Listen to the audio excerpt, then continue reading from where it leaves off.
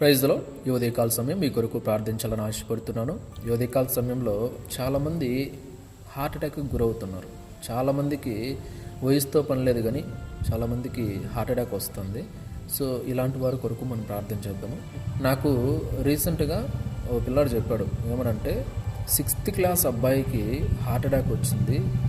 అతన్ని స్కూల్లో ఉన్నప్పుడు హార్ట్ అటాక్ వచ్చిందంట.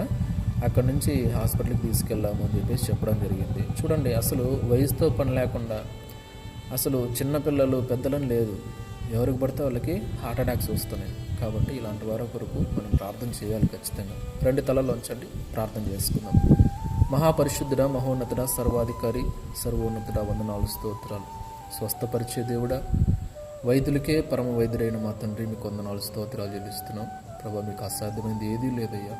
ఈ కాలం చాలామంది నైనా ప్రభా వయసుతో పని లేకుండా చిన్నలని, పెద్దలని, వృద్ధులని ఎంతోమంది హార్ట్ అటాక్కు గురవుతున్నారు తండ్రి. ఇదిగో వారి కొరకు మేము ప్రార్థిస్తున్నాం. దయవుంచి వారిని నడినెత్తి మొదలుకొనే కాలు వరకు మీ పరిశుద్ధ గాయపని హస్తంతో ముట్టండి. మీ పరిశుద్ధ అమూల్యమైన రక్తమును వారి మీద ప్రోక్షించు తండ్రి.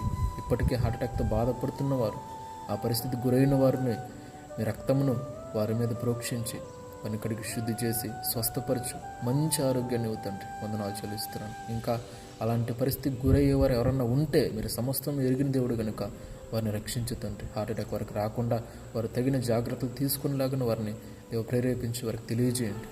రక్షించుస్తాను, మీ కృపలో భద్రపరచుకోండి. అలాగే హార్ట్ అటాక్తో ఇప్పుడు ప్రజెంట్ బాధపడుతున్న వారి కుటుంబాలకు ఆదరణ, నెమ్మది, సమాధానం, సంతోషాన్ని ఇచ్చి వీరికి కూడా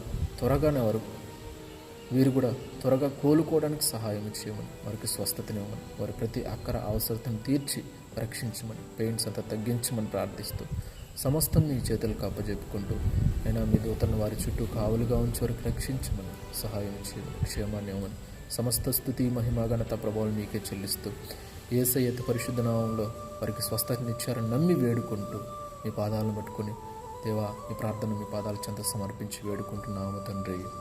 ఆమేన్. దేవుడు మీ అందరిని దీవించి ఇలాంటి వారందరికీ కూడా దేవుడు స్వస్థతను అనుగ్రహించునుగాక. ఆమేన్.